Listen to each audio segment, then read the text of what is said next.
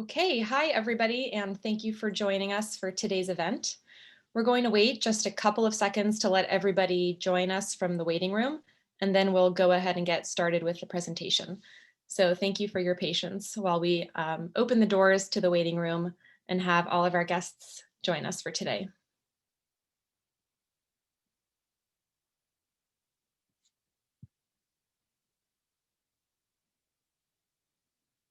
Okay, good afternoon or good evening, depending on where in the world you're located today, and welcome to today's Certified Innovation Manager Orientation presentation. Our goal with today's event is to give you insight into the BlueCallom Innovation Academy. My name is Cleo Dan, and I'm a product manager here at BlueCallom, a neuro-innovation management technology company. We're going to go ahead and get started with the presentation shortly, but first I'd like to run through a quick and few housekeeping items.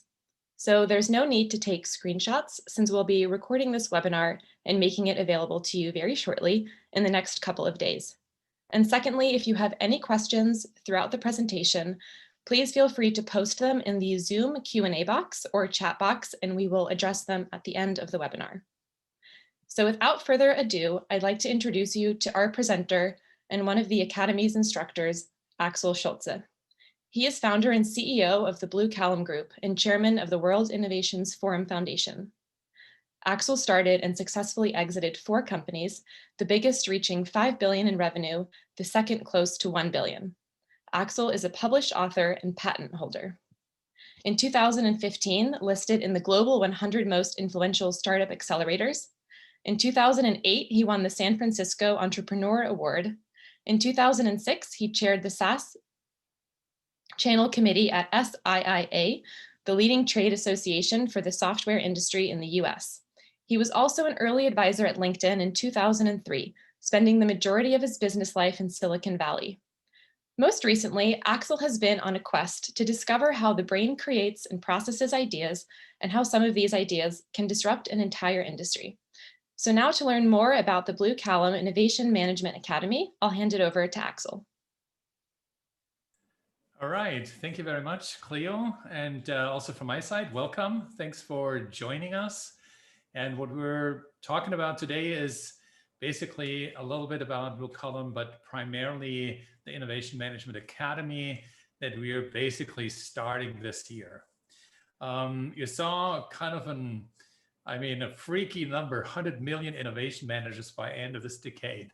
It sounds amazing. It sounds almost not real. But I have to tell you, we were looking into what will happen in our industry over the next 10 years. And as a good entrepreneur, you look into far beyond the next year and the year after. And so we looked into 10 years and we realized there is an amazing shift in terms of innovation across the planet. And I want to show you a little bit. So let me get a piece of here. So this is the Innovation Tree 2020. So as you can see, we as humans, we started basically from a plain field, lived there for about 1.5 million years without anything, just gathering and hunters. But then we started to invent one thing, was the spear. Then there was a bow and arrow. Then there was the plow. And we started to build houses and wagons and steam engines and medicine and fridges and TVs and internet and what have you. And in the last 10,000 years, this was about this level here. But in the last 250 years, it was on this level. And this here was in the last basically 10 years. And now the question is, where does it go? And so we tried to work with some people who were really good in predictive analysis and draw this tree for 2030. It would look like this. And the reason is that with one innovation, oftentimes more than one innovation is triggered. Meaning, okay, you build the wheel and then there's 2 or 3. I mean, in this case, actually thousands of innovations have been triggered. But lastly, the newer ones, it's maybe 1 or 2 or 3, but this will happen in the next 10 years. And it will happen across the globe. And with the emerging countries popping and growing rather more than exponentially. I mean, if you look at China, if you look at Vietnam, if you look at South Korea, it's just amazing. And so we have today 400 million registered businesses. I remember the days when we were actually running my previous company in the Valley, we had about 60 million. So there are 340 million new companies were founded just in the last basically 12 years. And so when we draw the trajectory, if they wouldn't all want to be innovative, and probably not even all, but if we look at only 25%, and out of these 25%, only a few would actually hire innovation managers, which in accordance to what we're seeing right now is more than a few.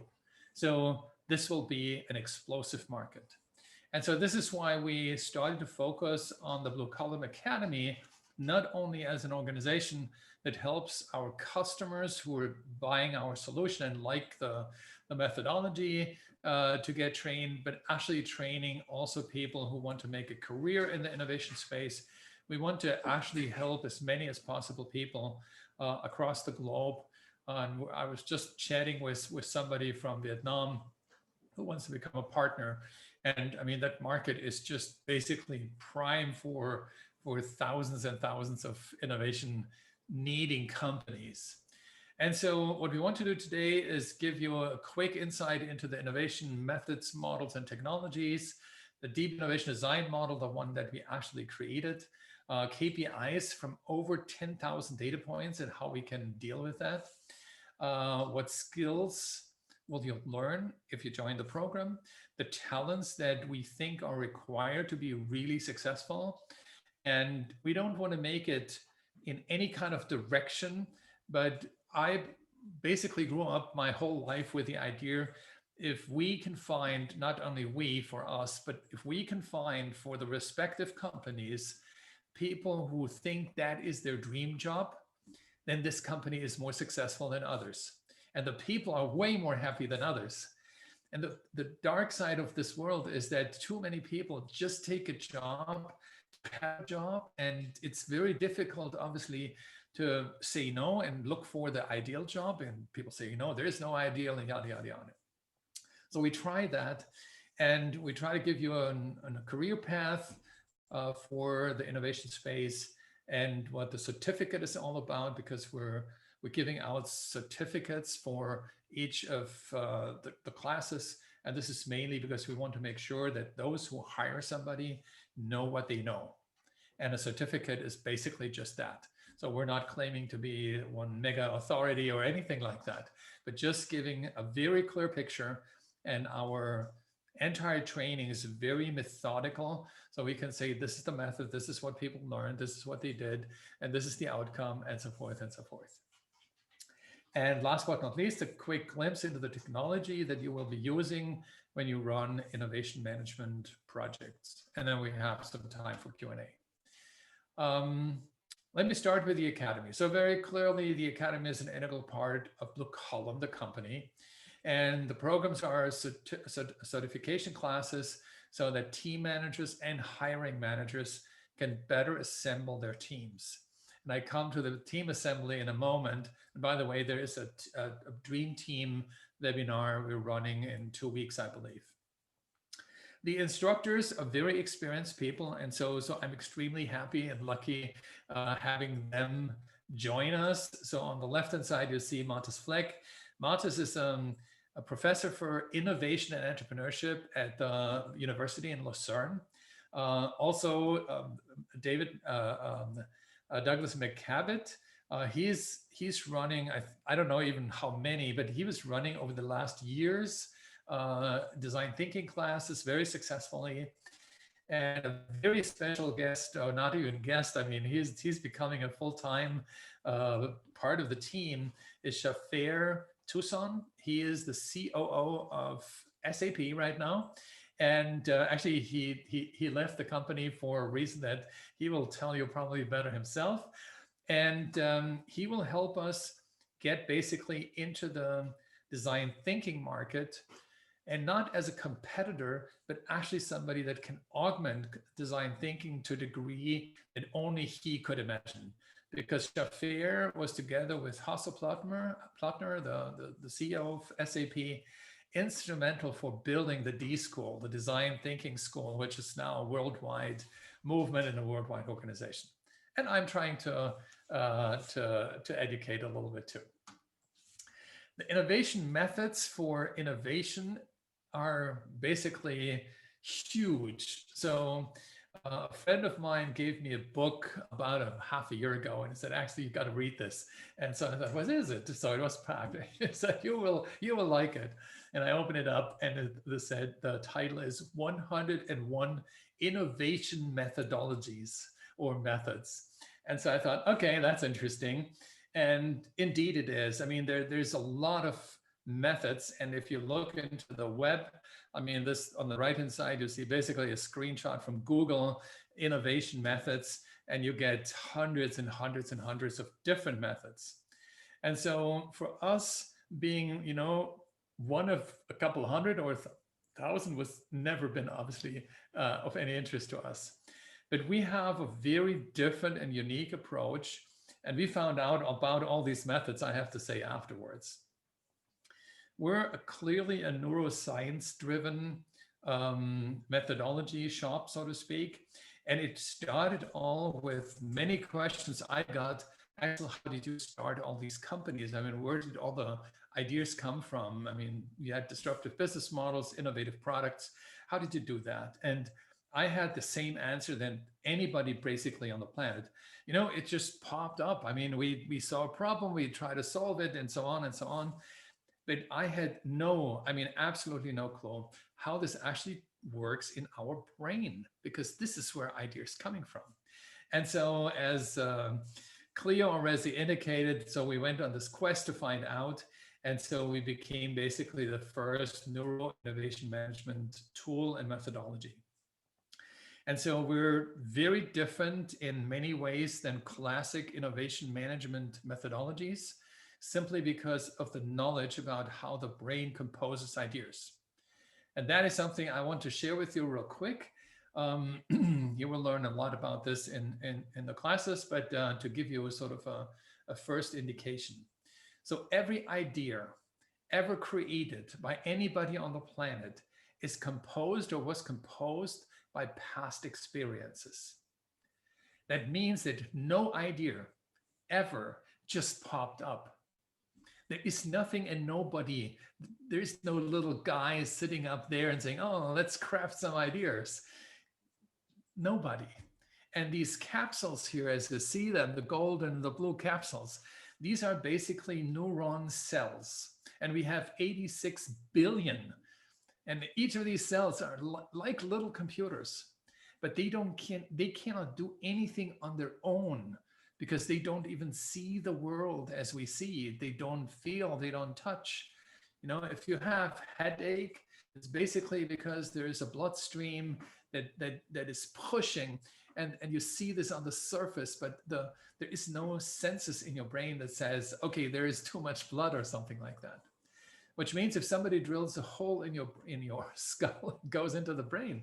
Interestingly enough, there is no pain because the brain is not feeling anything. Which means all these cells here are getting is signals from the eyes, from the ears, from the mouth, from the senses, and so forth. And it can compose out of experiences, new experiences. So that's what it says. Every idea ever created is a composition of past experiences. Now, if you start thinking about it like I did, initially it was like, okay, so what does it mean we're not creative? I mean, it took a moment to realize that this is a fundamental shift in the thinking about thinking. It's a fundamental shift in how we do innovation. Because if we know this is not popping, like I said before, but actually is a consequence of all the inputs, then we need to understand how we can stimulate that. And that was basically my work in the last 2 years. And once we understand the behavior of a brain, we don't even try to understand the whole brain, because that is something somebody else can do. But if we understand the behavior, then we can actually respond to the behavior. And so one thing is very clear. There is no way to create disruptive ideas with a brainstorming session. Because what we also learned is that the brain is the most energy consuming organ in our body. And that means it cannot just think deep and go into 86 billion neurons. And I mean, 86, or take half of it, 40 billion times 40 billion is more idea variations, I mean, mathematically, than we have planets in the visible universe. So creativity is indeed something amazing for us. But when we know how it's done, we can actually start beginning to work with it. And so this was the beginning of conscious ideation, consciously thinking about how ideation works and consciously creating ideas. So with that, the whole innovation journey map actually changed. It isn't the clear linear process. It isn't an iteration back and forth either. And so we realized that we're trained to think in linear, and this is what this innovation map shows. But within that linear thinking, this is why the curves are there, there's a lot of back and forth and in between. And so this is where we started to learn that the idea, when you come and get it here, is fed by something.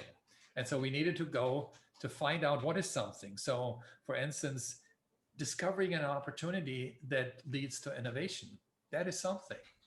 And if we know that we cannot create something out of nowhere and we don't have it pop up randomly, and the brain takes a long time to actually dig through the whole system until they find a solution, we have actually a huge opportunity to find opportunities.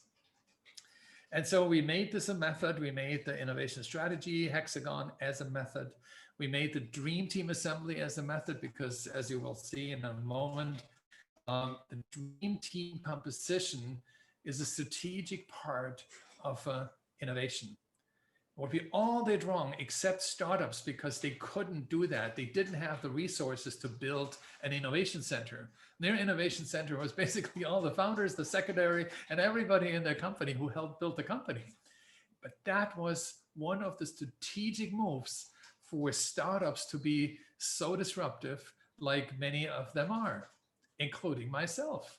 I didn't know that everybody that was helping was actually helping craft a disruptive model and an innovative idea. And if I would go back to anybody that said, what, me? Come on, give me a break. It was very nice talking to you. And we had a lot of fun chatting about what we could do and what we should do. But there is a strategic importance of the dream team. Then we can find needs and dreams are more important than the needs, even though in our world, dreams is like, this is not professional, look for what's real, man, this is what we're looking for. And so I can go through this entire map, and as you can see and hear, and you will see, there are very counterintuitive parts when you go through it. And this is why we built actually the learning path to make this understand, because if you don't understand how our brain does certain things, then it's very difficult to respond to it. Okay. Now, one of the things that we realized is if this is no serendipity, I mean, no ideas is by accident, we can actually go strategically through that. We can make this a process that we can manage. And if we can manage something, things get done. But managers also need to have key performance indicator underway. So how do we do here? How do we do there? And so this was one of the, I would say, probably masterpieces of the application we developed after we realized we cannot live without some computer power. We started to look into all the little things: time to innovate, time to validate, time to market, time to this and time to that. And so as you can see this curve, if I go back real quick, these are about 12 positions, or 12 episodes as we call it. Take 10 episodes. Each episode has about 10 tasks. And if we have 10 people in an innovations team, then we have about 1,000 data points that we can capture. Data points of when we're one ready to innovate and to validate and to manage and to market and so forth.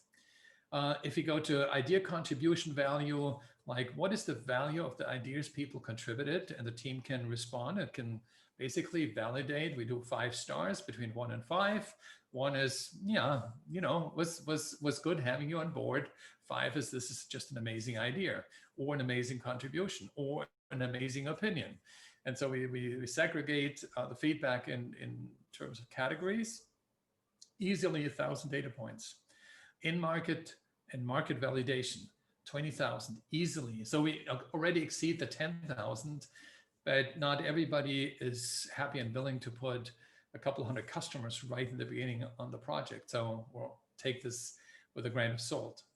Then the inspiration chain is something that we recently built, and here we get easily 300 data points, but these 300 are extremely valuable because we find out the way we use it with our method, how is the most influential idea contributor and who is the idea consumer.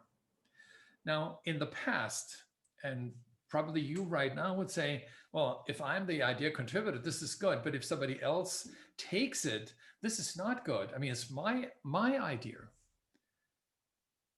You see me pause. I want you to really understand that. No idea is anybody's idea. Ideas came from external experiences that came to us. And so our ideas that we compose out of these experiences, not really ours. And those who actually learn something and somebody else takes it to the next level, this is where innovation starts in tiny steps.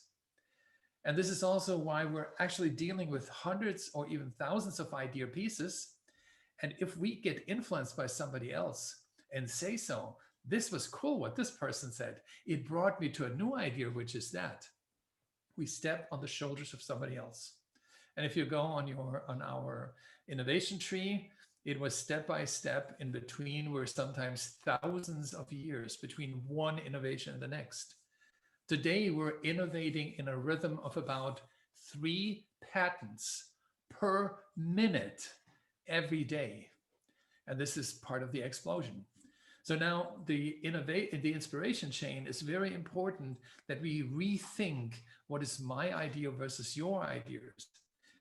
It's actually important that we build our ideas on something else because it validates the value of the idea versus if you just put it out of yourself. So then idea contribution, research contribution, and so forth. All of that gets to 10,000, 20, 50,000, 100,000 easily data points. And that is a very powerful instrument to manage an innovation process. So I have to say apology for taking the drama or the wonders and so on out of innovation and the thinking and creativity. It isn't that wonderful, but it is still totally amazing because the richness of our idea composition is so large that it almost doesn't matter whether it's creativity or not. However, if we know and understand, we can go far beyond what everybody else has done so far. So, and this is what we try to help learn and understand in the BlueCallom Academy, in the Innovation Design or Innovation Management Academy. And we have grouped this into 3 classes. We start with the Deep Innovation Design Champion. Actually, we start January 25. The methodology is here the focus. The innovation project design skills and which methods we're using, the deep innovation design process or method as a skill, how basic neuro ideation actually works, basic ideation validation. There are a couple of very interesting things, unlike the typical market validation. Innovation financing, again, very different thing, because 90% of innovation projects in corporations fail. one after the other based on lack of funding. Now, it isn't that the company doesn't have the money. It is that the executive bench and the CFO and even the CEO did not possibly quite understand the disruptive moment that you're delivering that may change the world. They just don't understand. The good news is, if that's happening, that you have indeed a disruptive innovation, because disruptive innovations are typically not understood. Companies with disruptive innovation typically don't get funding in the beginning. Salesforce.com did not get funding in the beginning. My own company, Blue Roads, back in the days in California, we did not get funding in the beginning. Oracle did not get funding in the beginning. Airbnb did not get funding in the beginning. And I can continue on and on and on. You know how it goes. None of them, because people could not comprehend the magnitude of this disruptive moment. Now, what we need to do is we need to understand how we think, what brought us to that thought, why did we understand what the thought actually brought to us, and how we can transmit that thought into somebody else. And we will need to do this 1,000 times. Customers, big and small customers, investors, new employees, and. Now, when we understand how our brain works, then we can also understand how we can transmit ideas. And that is something that we will help you get a skill for. Then the next step is, after we understand the methodology, I don't want to say the theory, but actually the method. We can apply the methods in a project. And that's a 2-week class where we basically use the application and work on a demo project and really feel how it works to go through these project phases. And then the third class is basically the Certified Innovation Team Manager, assuming a person knows the theory and knows how to apply it, then they should be ready to actually manage a whole project. Leadership skills, and typically leadership skills is not something that we should train or need to train. However, we are in a specific situation, and that is that these innovation teams are typically very smart, super creative, they're bright minds, they go-getters. They're not really working well if you say, yeah, you got to do this, and then later on come back to me and I tell you what to do next. So leadership here is quite different. And so that's something where we need to get across. So teach strategy building, team assembly, project management, finance management, particular innovation finance management, vision communication, and so forth. So these 3 programs should help somebody to start with understanding the method and apply it and manage a team, and then go back into an application, into an innovation center, and actually try to grow an innovative product, which is either a disruptive or nearly disruptive innovation, definitely an innovative thing within the next 6 to 12 weeks. And this sounds very abstract, but that is actually a time slice that we realized when working with startups, what startups teams were able to do in retrospect, when we realized, okay, now they actually have become an innovative company. It isn't that much longer. And then they get into execution very fast. They're in 6 months in the market. They build out the market within 1 year. They get their first customers. In the second year, they already start to grow. In the third year, they start to expand within their geography. In the fourth year and the fifth year, they got probably scaling the entire business. And I have to say myself, in every company I did, in the fifth year, we were sort of the market leader. And if you don't get it within 5 years to that point, likelihood is very high that somebody else will. And we can talk about stealing ideas back and forth. An idea has, even though we put a lot of effort in creating the idea, but in the end of the day, it has only a value when you have to do when you can do the execution. We all know that. But execution is, again, part of the neuroscientific approach when we realize how we think and how ideas get interwoven and how many ideas, in particular in innovation, in the innovation space, then we know that there's a lot of work to be done to make everything, every little wheel working. And that's what we do. And that leads me to the question, who is an innovation team? What is it? And so we have the top 8 talents. We may also call it traits or soft skills. They're different words for the same thing, but all of them are not real skills. None of this can be really trained.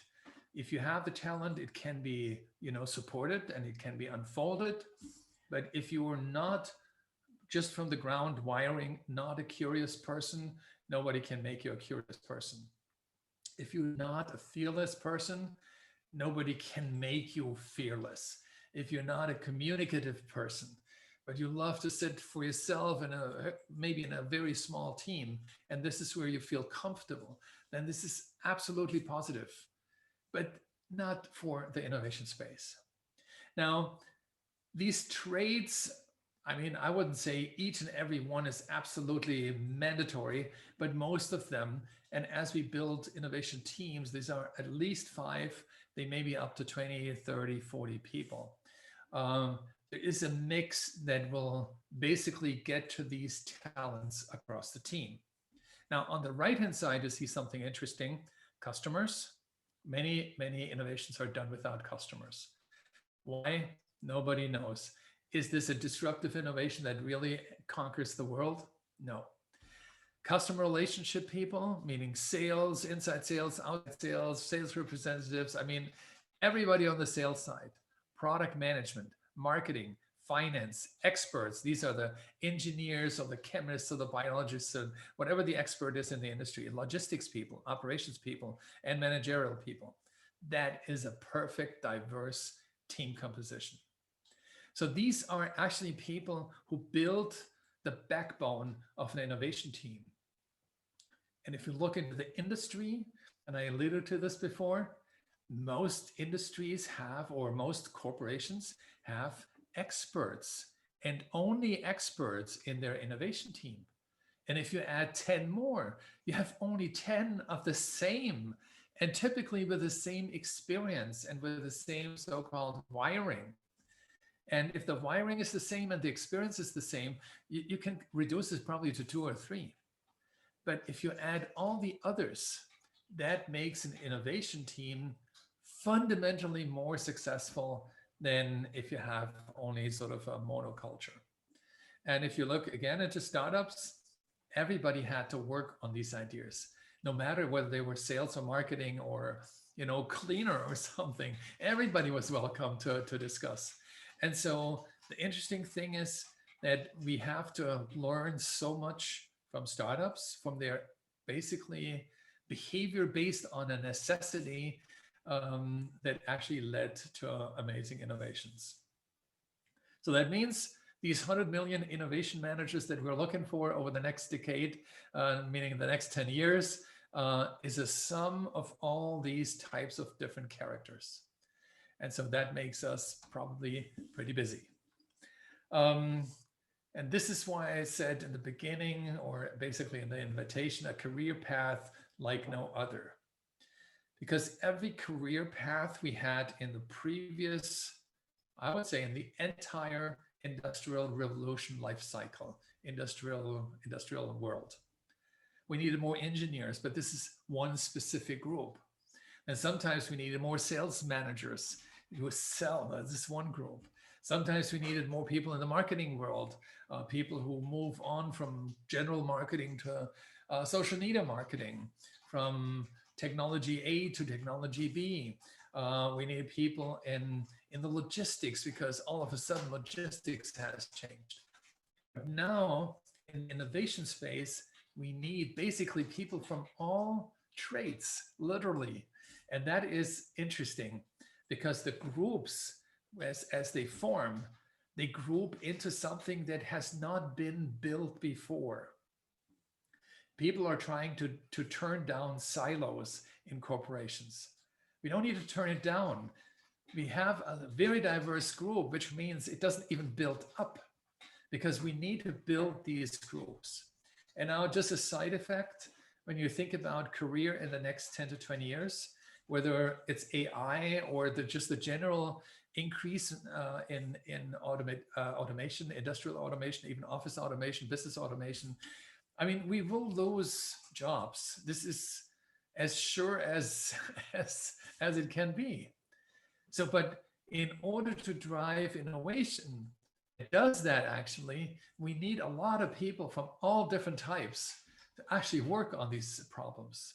And so we will again see a shift, like, okay, people who were involved in working on woodcraft, not as many anymore, because we need a lot of people in the plastic industry, for instance.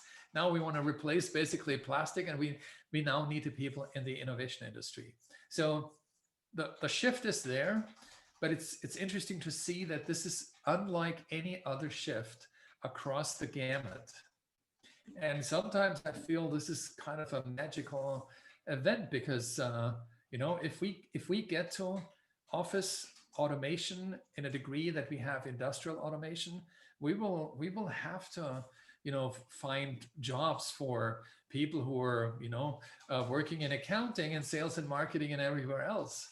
But if we have innovation team need as high as I projected, then we have there a pretty cool solution. And the consecutive education stream is, like I alluded to before, the design champion, the specialist, the manager, and the executive. And this is where we start. There are a couple of other titles and functions that we see, which are probably too early to really focus on. And our resources are limited as well. But there's a lot of other positions. I mean, innovation testing, and there's so much coming to it that I would say we can only hope that our AI system will grow to a phase that we get more and more people into that space. And the most beautiful thing for me personally is, I mean, humans and the human creativity or compositivity is our biggest asset. There is nothing that compares to the way our brain can compose or create ideas. Now, if we take this as the center of our future, I think we're very good off. And if we understand how the brain works, we will also understand one thing: AI will not outperform a human brain. And this is not an old man saying this because I don't want AI. This is the other way around. And we're working hard to get a couple of very cool AI things into our application as well. So AI is a super powerful tool, but it will not and cannot replace what our mind is actually able to do. And we'll talk about this in a moment. At the end effect, out of the education comes a certificate. So that means you go through a certain program, we do some tests, obviously, and then if you comply with everything, we'll get you a certificate, so that hiring managers or team managers in your own organization knows, okay, you or whoever you hire, maybe that person has been through that education. And I remember we ran, this was in 2008, I believe, the Social Media Academy in Palo Alto. And so we started to give out certificates based on a request from some of the students. And so I thought, okay, if that's a need, then we do that. And I think it was 3 years later, somebody told us a marvelous story. So I was a consultant going into IKEA, into the US headquarters, and offering the service as a social media consulting company. And they did the presentation, and then the marketing manager said, stop. I mean, you were mentioning here the NCP method. You were mentioning the 4-quadrant competitor analysis, the strategy hexagon. Have you been on the Social Media Academy? And the person said, yeah, absolutely. Yeah, that's where it come from. And so they were both actually alumni from us. And so sure enough, I mean, they knew the language, they knew the methods, they knew everything. So this guy got the job, I mean, basically right away. And that was actually the point I realized what a certificate is good about, saying, okay, I've been there, done that. That's the language I speak. It doesn't say that, this is the best in the world or the worst or whatever, but it says, okay, understands the concept. And so you can talk to me and I will be able to help you as good as I can. So that's why we continue also here with certification. And last but not least, a quick word about the access to the BlueCallom technology. What you see on the right-hand side is basically a canvas. Obviously, it's a digital canvas. I just realized it's actually an older version. This is actually one of the first prototypes that we built when we were still called Society 3, the previous company name. But what you already notice is that each canvas field has different people there. And so it's a multi-user canvas. So we have 12 steps with 12 episodes. We have also 12 canvases. So one feeds the other. So it's a connected canvas architecture, which has evolved over the last, I would say, probably 12 months, quite significantly. And so this is the way we run basically any innovation project. So there's no fields to fill out and no classical computer interface. It's the canvas and everything is basically the canvas. We're getting like I mentioned earlier, the 1,000 data points out of any of the actions. So you rate content here with stars, you can like it. You can also make the connection saying, okay, Axel's, oops, sorry, this was too early. Axel's information here inspired me. So I get some points for the inspiration, but you get points for building something on top of the inspiration. And this is what I mentioned earlier. So the value isn't just I be inspiring. The real value actually comes from the combination of my inspiration and your thought that you generated on top of it. And this is how innovation is built in the first place. It is based on hundreds of thousands, even millions of experiences. And everything reading my or somebody else's content is an experience. And this might be, okay, Axel, this is not good, but this what Jeff wrote here, this is amazing. And so he gets the point there. So it's a combination, and this is why teamwork is so essential, and this is what we represent basically in this Canvas technology. And if you complete your class, basically you have 6 months for free using the application. So you can play with it however you want, and once the 6 months is over, then you decide, okay, I'll pay for it. It's not that big a deal anyway. I mean, we're very classic software as a service type fees between $60 a month to up to $180 for global enterprises. But we want you to experience the product. Now, here's how the canvas works. And this is an interesting thing, and I want to let you know up front. You see here a number 1, a number 2, a number 3. And then you see here number 5. Actually, this is a mistake from the, I need to change that. It should be a number 4, a 5, a 6. And then there's, here would be then a 7 and maybe an 8 and a 9 and a 10. What happens is most people say, I mean, come on, can you give it me, I mean, 1 by 1, 1, 2, 3, 4, 5, step by step, and I go through it? Of course we could. I mean, that would be the easiest in the world. This is actually way more complicated. But what our brain does, that we see here in the middle, it has the right and the left side of the brain. We know that. There is an old theory that the left side of the brain is the logical and the right side of the brain is the creative. There is, since about 2 years, there's a lot of debates. But I mean, I would be pretty open whether this is debatable or not, but one thing is not debatable, and this is the thing in the middle. It's called the corpus callosum, short form column. BlueCallom, now you know where the name comes from. There are 200 axons, so-called fibers or nerve strands that connects, as you can sort of see in this graphic, connects everything on the right-hand side with the left-hand side. And what it does is a permanent discussion. Now, and here coming back, AI, yes or no. Here are 200 million basically endpoints, little computer, like an IoT device, and they connect and discuss things simultaneously. You have basically a 200 million CPU parallel processing machine. I mean, I really admire IBM for their technology and evolving on the CPU side and what they build and so on. But all of this is so, I mean, rudimentary compared to what this machine does. And this become also my realization. I mean, I actually started to write a book called, what was it? The AI Revolution or something like that, kind of falling in the same trap like everybody else.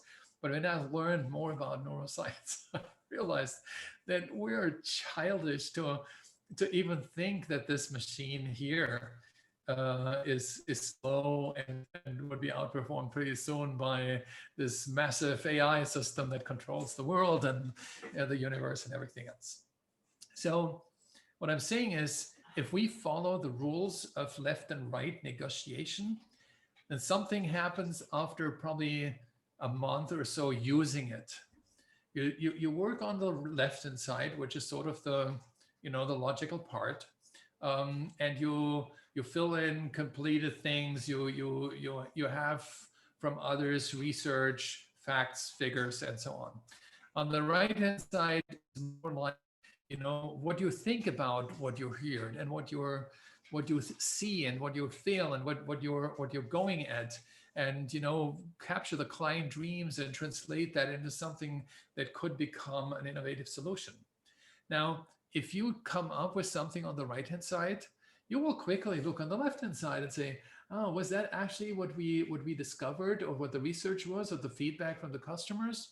Yes, no, okay. You continue here, look for the emotional feedback again, and try to assess that. Well, you still go on the left-hand side.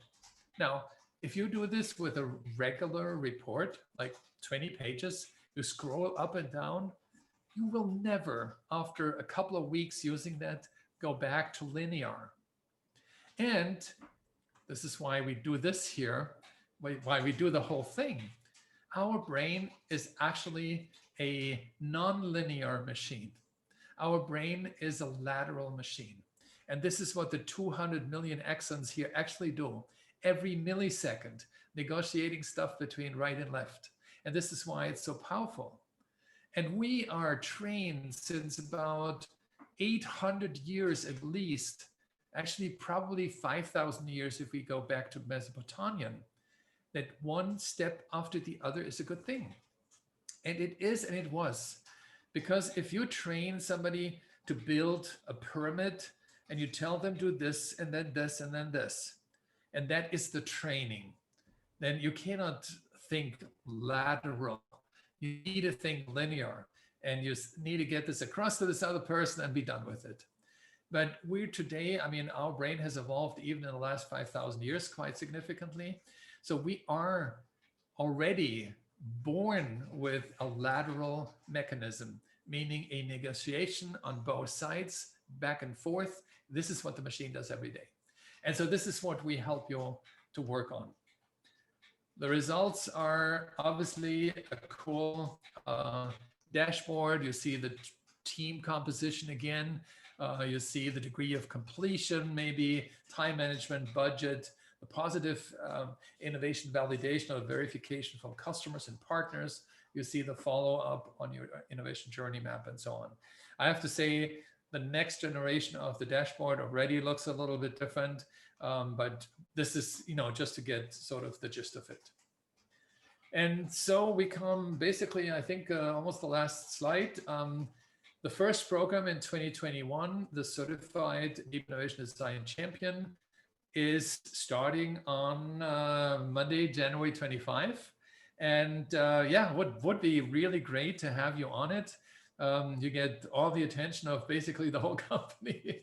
So it's one of these things when we start, obviously you start with us and be deeply involved in everybody who is trying to do good stuff. It's a 5-day, basically online morning session.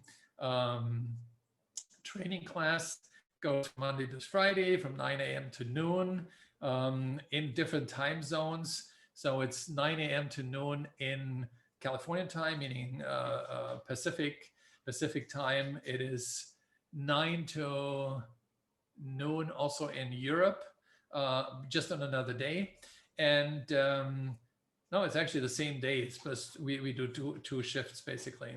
And it's 2 o'clock or 3 o'clock ICT, meaning Indonesia time, to cover the Asian realm, which we're also very heavily involved in. It's an instructor-led online live session, so it's very similar to the webinar, with the exception that it's not just me talking and you listening. There's interaction and question and answers and so forth, and also we do a little bit of practical tests. And so the concept is obviously we will guide you through the entire path of this new way. So you will learn each and every method and why it is there and why it's different. And those of you, and I know a couple of you, are actually from the startup field. So you know a couple things that most people actually, interestingly enough, don't know. And we didn't even notice as startup people that what we did is so exceptionally important. For instance, we have learned from actually a good friend of mine,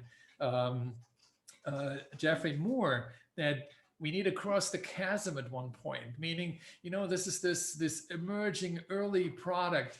And so we have these wild customers, but when we go mainstream, we need a shift.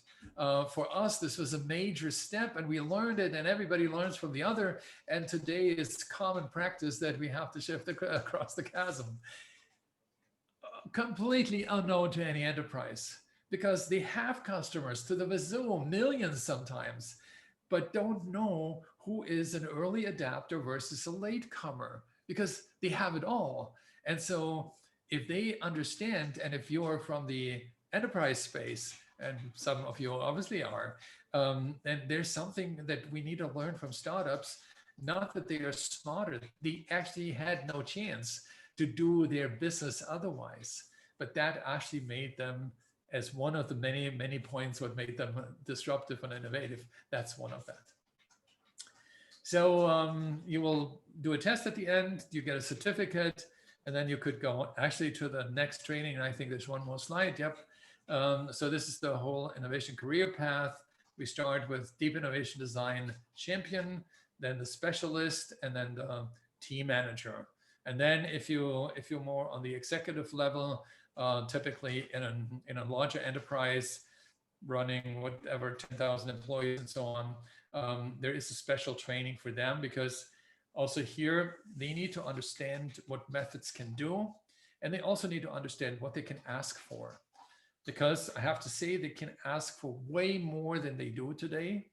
But on the other side, they cannot ask for magic, because that doesn't exist. If you look at the dates, so the foundation level, that is the Deep Innovation Design Champion, is January 25. The next is then the Deep Innovation Specialist, is in February 15 or 16, depending on the time zone. And the Certified Innovation Team Manager on March 8 or 9, depending on the time zone.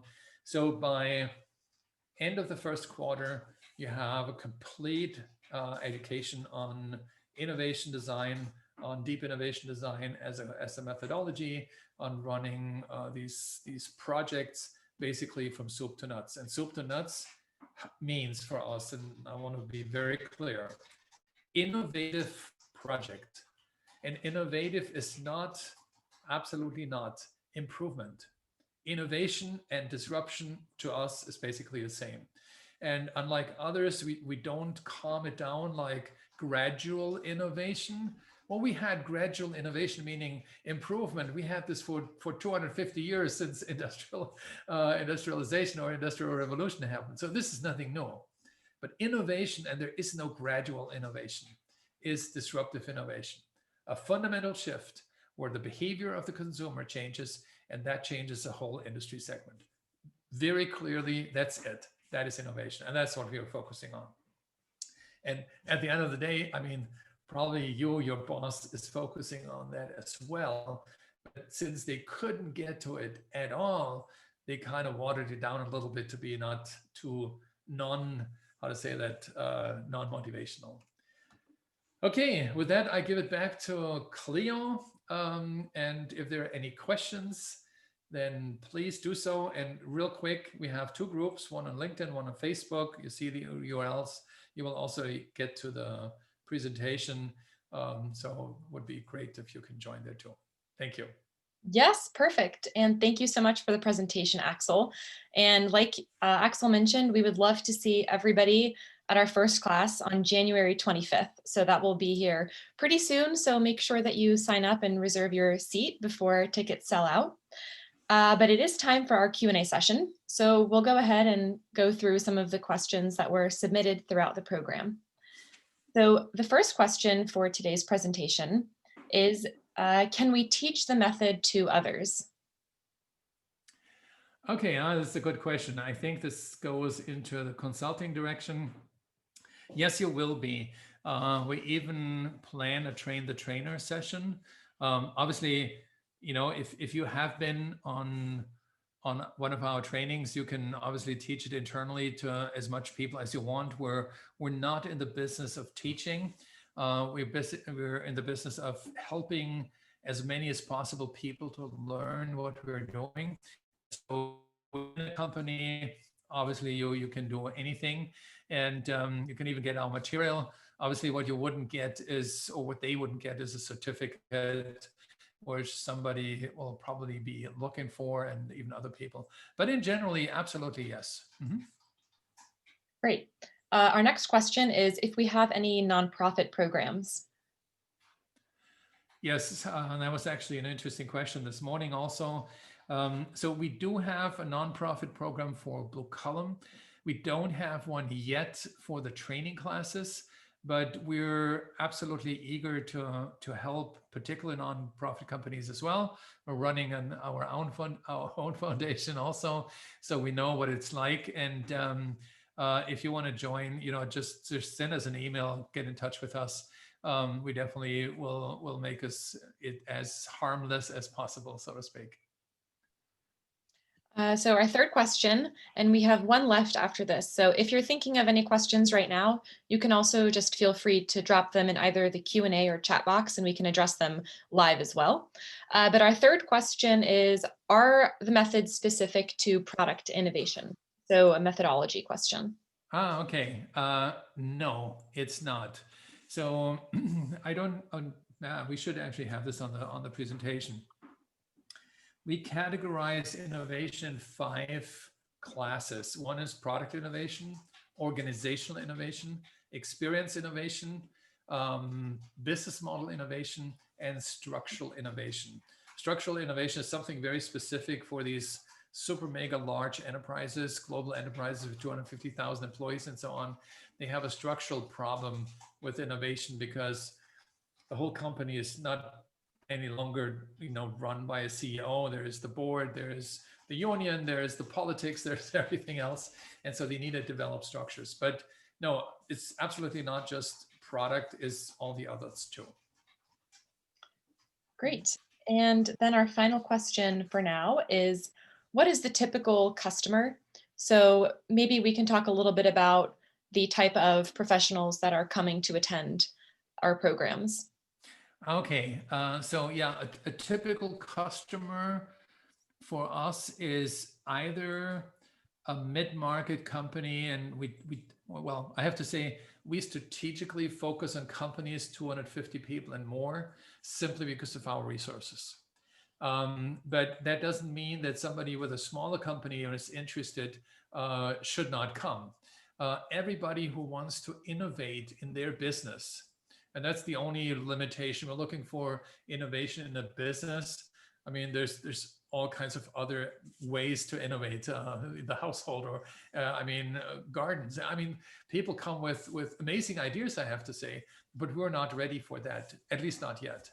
But any business, it doesn't matter. There's no industry that is basically not asked to innovate. So and within that group, the typical person from these companies. This can be the CEO, this can be a marketing manager, a project manager, a product manager. I mean, we have very different people. We have about 800 companies that we work with, as very diverse. I mean, some are out of their role became the innovation manager or VP of innovation, but they never got born or actually started from scratch as an innovation manager. They came from other parts. So I don't want to say we're open for anybody. This doesn't kind of sound right, but at the end of the day, that's basically what it is. Okay, fantastic. Then that concludes today's presentation.